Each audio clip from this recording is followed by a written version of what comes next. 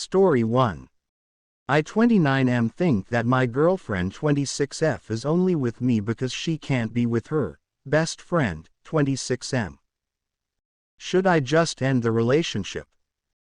I've been with my girlfriend Jordan for a little over 2 years, we live together and we have 2 cats.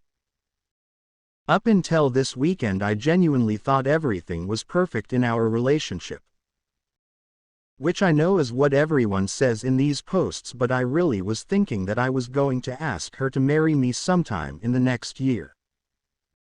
We don't ever get into arguments. Jordan is very sweet and easygoing and normally we just mesh well on everything. Honestly, if everything in our relationship hadn't been so good up until now, I probably would have just broken up with her this weekend. But because things have truly been so perfect, I'm not sure if maybe I'm jumping to the wrong conclusion about what to do because my feelings got hurt. The other person who's important in this story is Jordan's friend Mark. She's known Mark for their whole lives because they both grew up in the same small religious community. Jordan isn't part of that religion anymore. She decided to leave the church when she was, I think, 19 and moved to the state that we live in now. Mark still is in the religion and apparently takes it really seriously. I'm told he now works for the church back in Jordan's hometown. Also, as far as I know, Mark is the only person from the religious community that Jordan still talks to besides her parents. Which I'm mentioning because I now think it could be a red flag.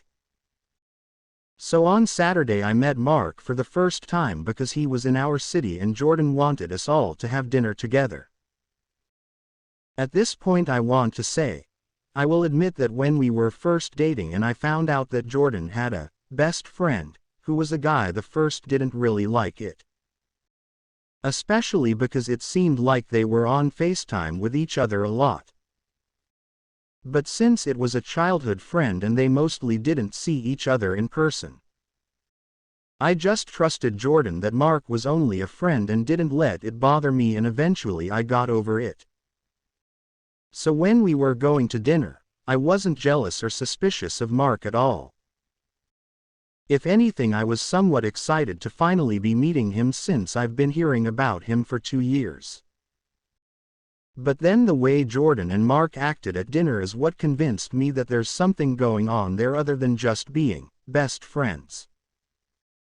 I honestly don't even know how to describe it except to say that I've never seen two people act more obviously like they were in love with each other. They literally would not stop touching each other. They were constantly touching each other's arms and shoulders, and at some points they were actually even holding hands.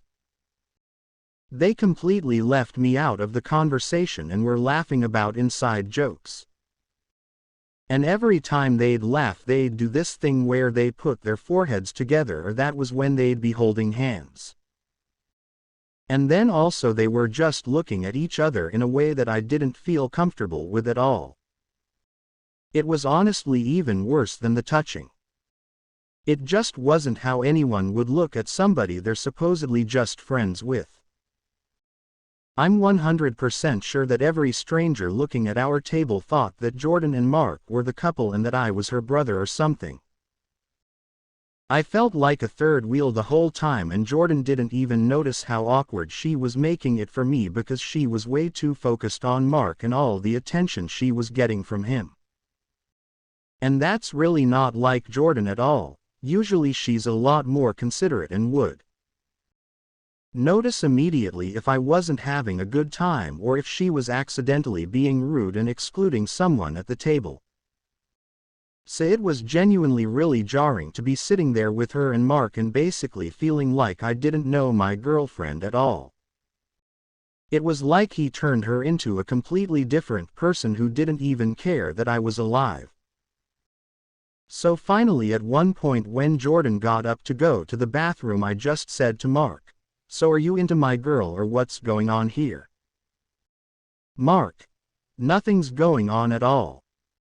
That ship sailed a long time ago." Me: "What does that mean? Did you guys date at some point?" Mark: No, we never did. And then when she left the church, we both knew it meant that we were never going to. And we've accepted being in each other's lives as friends. There's nothing else going on at all. Me. That makes it sound like the only reason you're not together is because she left the church. And all Mark did was shrug.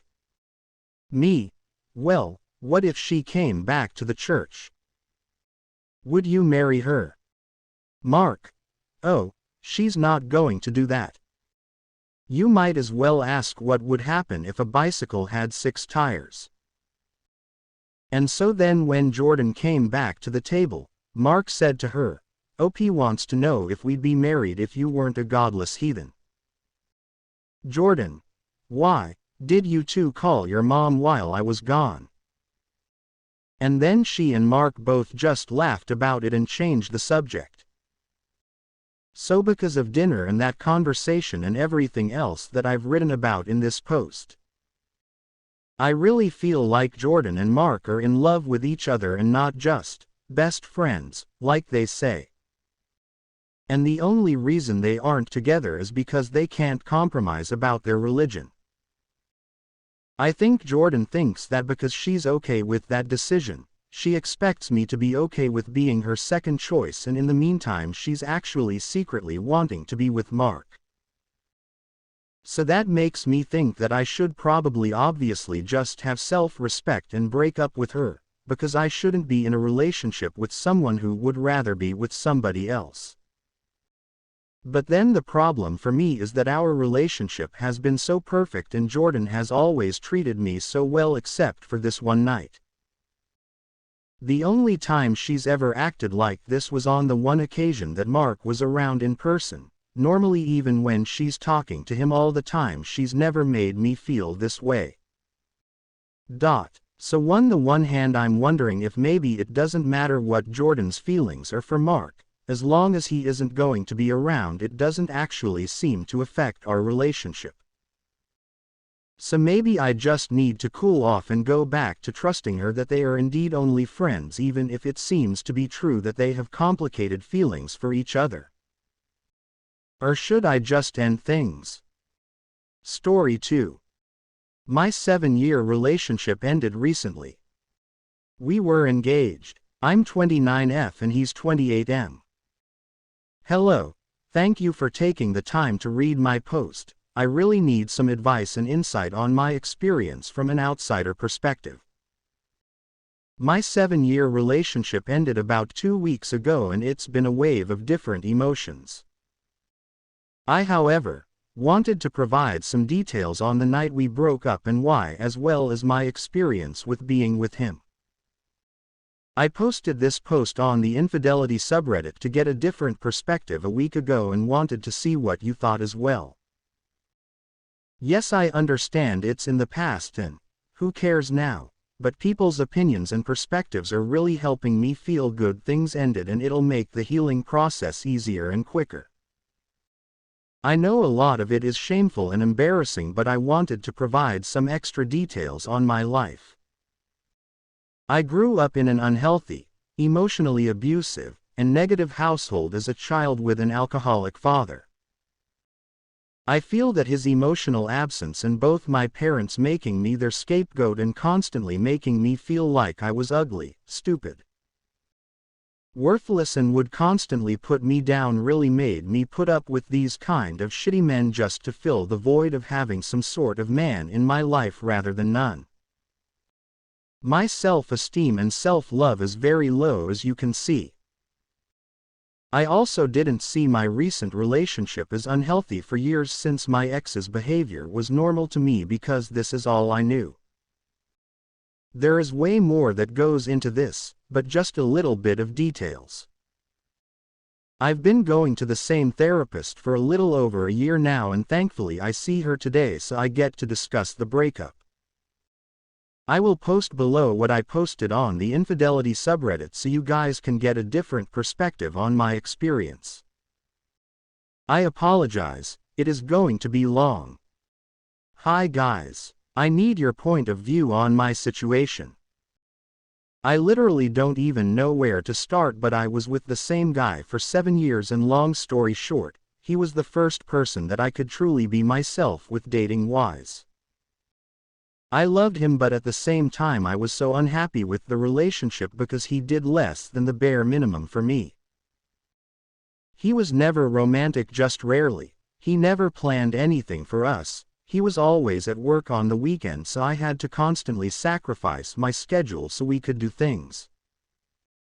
He was very critical of me, and had been caught talking to women either by text or social media multiple times, couldn't keep a job, and was always broke. I loved to travel, and we never did together due to him being broke or constant job jumping. Moving forward, I was going to therapy for years now due to childhood trauma because I was trying to learn and grow as a person, and he had a broken, dysfunctional family dynamic growing up. It was pretty bad, but it's too much to explain on this post. I told him he should consider therapy many times, but he never went. Long story short, my intention and anxiety felt off a couple of times in our relationship, and it was so difficult for me to bring up difficult conversations with him, but in the beginning of our relationship it was so easy for me. I wonder what happened there that I couldn't bring myself to do it anymore. So basically what happened is that I knew something was off but couldn't figure it out. So last week on Wednesday we were texting normal and everything seemed fine, but around 8 p.m. he stopped texting me for 2 hours, and we've always given each other time to text each other back. But then my intuition started going crazy as well as my anxiety. So I checked his location, and he was at a sit-down restaurant for a while, and he never told me he was going. He would do this as to me often, by the way. He would go places and not let me know ahead of time and only tell me once he was there, which also really bothered me because sometimes I didn't really know with who or anything. So what happened is that my intuition was going off. So my sister had university classes the night near the restaurant, and I had her go check his location because I had a gut feeling he was with a girl. It was super suspicious because with his 2 guy best friends, they would always go to the same bar or go get wings. At first, she couldn't find him, but then she found his car and 2-3 other cars in the empty parking lot around 10 p.m. because the restaurant had closed already, but across that restaurant there was a little shopping center with Starbucks and stuff like that with outside tables. So my sister called me back and she said he's with a girl, and I was hurt and devastated. But since I've caught him messaging women in the past various times, which has caused us to break up a couple of times on top of him being emotionally abusive for years. So my first reaction was to just block him, not give him closure.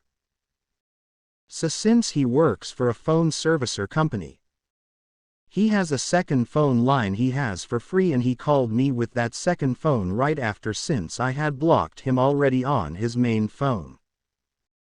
So he calls me and he says that he wasn't cheating, he was asking his coworker for advice about our relationship. What I find odd is, like, why does he have to go to a sit-down restaurant with another woman and then continue talking at tables outside even after the fact? He didn't even tell me he was going out either, or with who. He never even took me to that restaurant.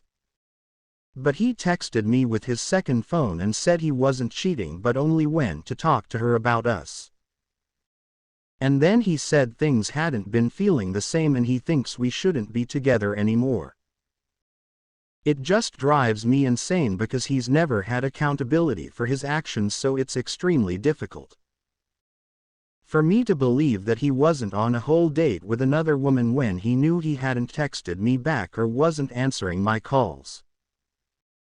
So that's the reason I had my sister go check, and his own sister told me I should go check also, and then I find him with another woman. My sister is the opposite from me. When he saw him and the girl, she told me over the phone, I'm sorry but I'm going to get off my car and pretend I'm going to buy something. She did, and she called him out for being there, and she told him he's a piece of shit that doesn't even wash his ass with the girl there with him. When my sister said that, he agreed and said, I know I am a piece of shit. And then my sister asked if I knew he was there and he said yes. And my sister was like, no she doesn't. You're not even answering her calls, and he said, I'll deal with her when I can. My sister told the girl that if she wants to put up with him to go ahead, but that he's done this to me multiple times. My sister went back to her car and shortly after, they got up to leave also. What do you guys think this situation? What, he on another date? Why did my intuition go off like that? Story 3. I am 32, have been persuaded into an open marriage. My wife F 31 and suffered from depression as a result. Is it over now? I am 32, have been together with my wife F 31 for 9 years, 5 of that married. 2 years ago, she went from zero to daily calls, weekly walks, and texting constantly even at night with a colleague. I found it suspicious and confronted her. She denied there was anything between them and threatened me with giving me hell if I don't leave it. We couldn't even go for a walk or eat a meal without her being on a phone ignoring me. It went like this for weeks and my mental health deteriorated rapidly. At this point she blamed me daily for my bad mood and negative energy. Our sex life also took a toll, as I was so exhausted and not sleeping well for weeks. She claimed she could end this friendship anytime if it's hurting me so badly. But she never changed a single thing about her behavior apart from hiding her texting a bit better, at least she thought so. Instead, she said she just need to see normal people, who laugh sometimes, and eventually asked if she could get sex somewhere else, since I'm not in the best form currently. After some questioning, she named her colleague as an option. So much for there's nothing between them. I said no. The situation with her didn't improve and I got diagnosed and medicated for depression, eventually having suicidal ideation and all the good stuff. Luckily, I was still able to work in home office. She kept bringing up opening the marriage and blaming me for all the problems in the relationship, while meeting up with the guy regularly. She mentioned various reasons for it. For instance, that I wasn't confident at that time, and she didn't feel the desire for me anymore because of that.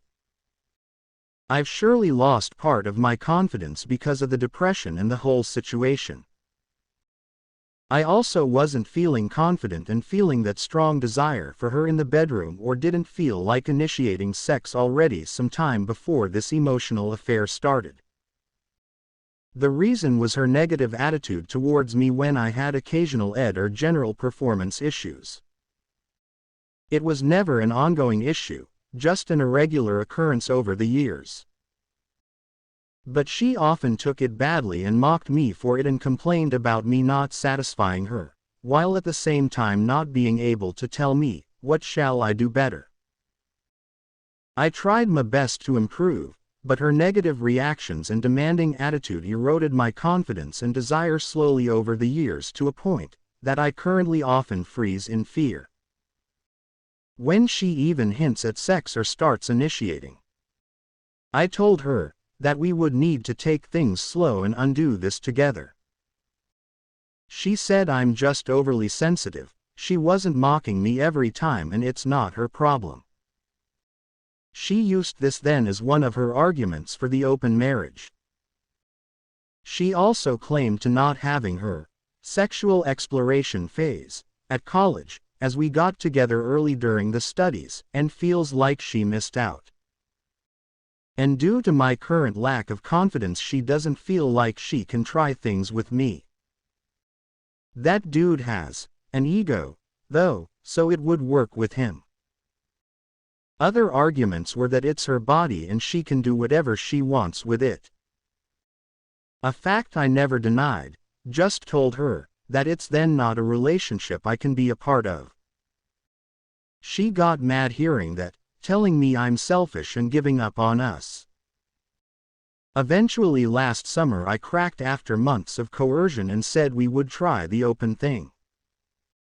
The relationship was open for about 3 months. But it didn't turn physical on her side as we were out of town for a large part of this period. In October she got close to sleeping with him, was getting ready for it, and I had a meltdown. And my suicidal thoughts came back very strong, so I decided to close the relationship again.